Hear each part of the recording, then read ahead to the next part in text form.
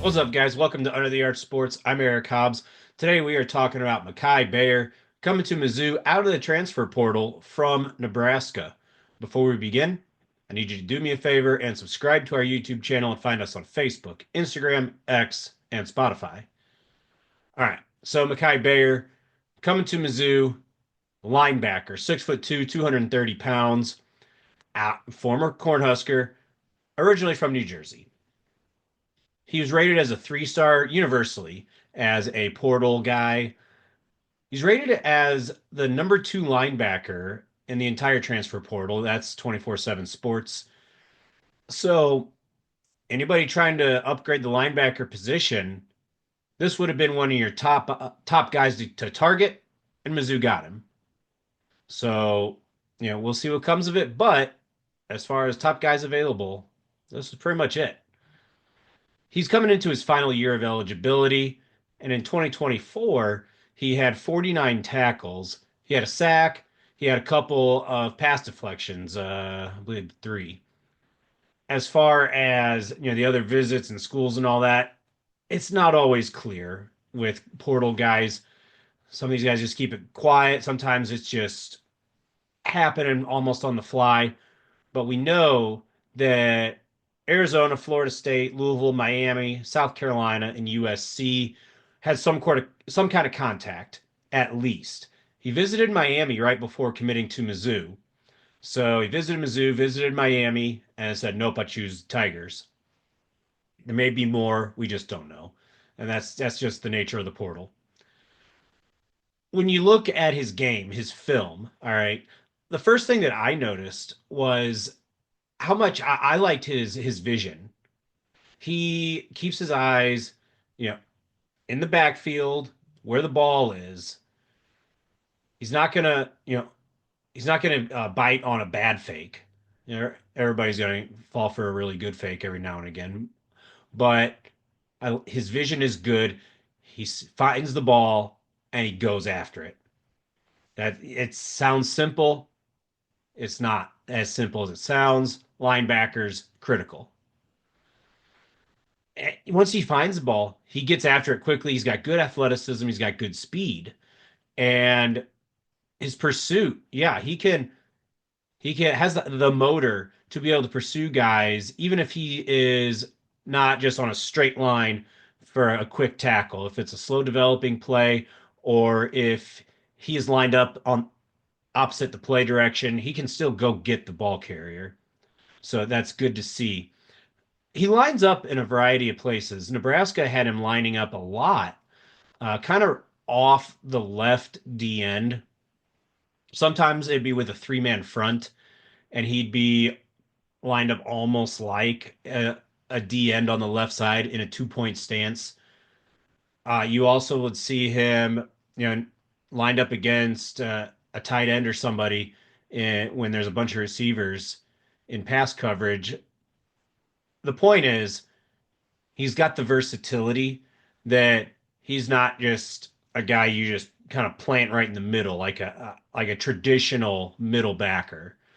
Um, he's got the versatility to line up wherever you need him.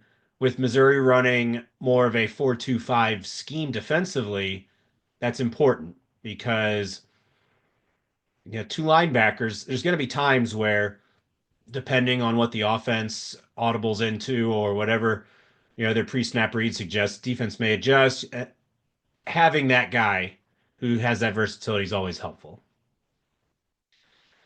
Once he finds where the ball is and he goes after the ball carrier, once he gets there with bad intentions, not afraid to lower a hit. You want to you want to make sure that it's clean. He did get thrown out of the Colorado game for targeting on Shedeur Sanders. To be fair to him, it was one of those where he was Sanders was sliding and it was a forearm that got the helmet. So real time, a tough one with the ball carrier sliding, going down. Just something to clean up.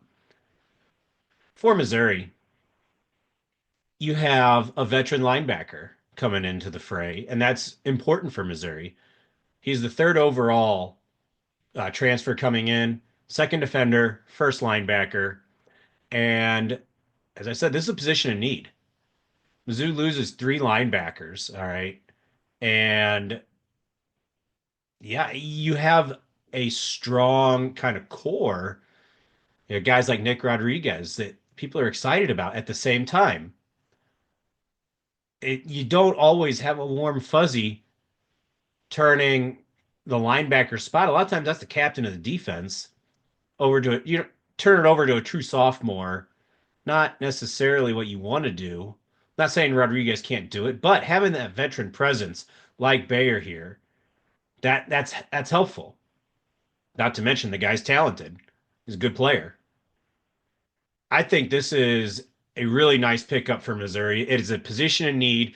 It takes some pressure off the young guys at the linebacker position. And I do think it's kind of funny. You see the graphic Nebraska trade. Williams Nwaneri leaving Missouri, going to Nebraska. Quan Lacey in the portal Monday. Rumors he may be interested in Nebraska, was once committed there, coming out of high school before signing with Mizzou. Fans are going to fan and talk and all that. But if you want to call it a trade, Nebraska has one. Maybe they'll get a second guy, both of whom I think have higher ceilings than Mikai Gbayor. But they haven't realized that. They haven't done anything. Mizzou, on the other hand, is getting a guy whose ceiling is pretty much where what he is, and it's not as high. Let's just call it what it is.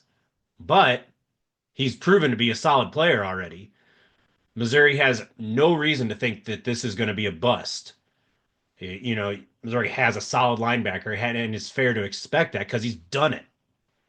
So, you know, call it a trade if you want. I mean, it's not, but whatever. Off-season banter. That's this sort of foolishness. Higher ceiling for proven commodity is what you're talking about. And Missouri has the proven commodity. And honestly, when you're talking about doing this portal business year by year, I think there's something to that. It's a good pickup for Missouri. I like it a lot.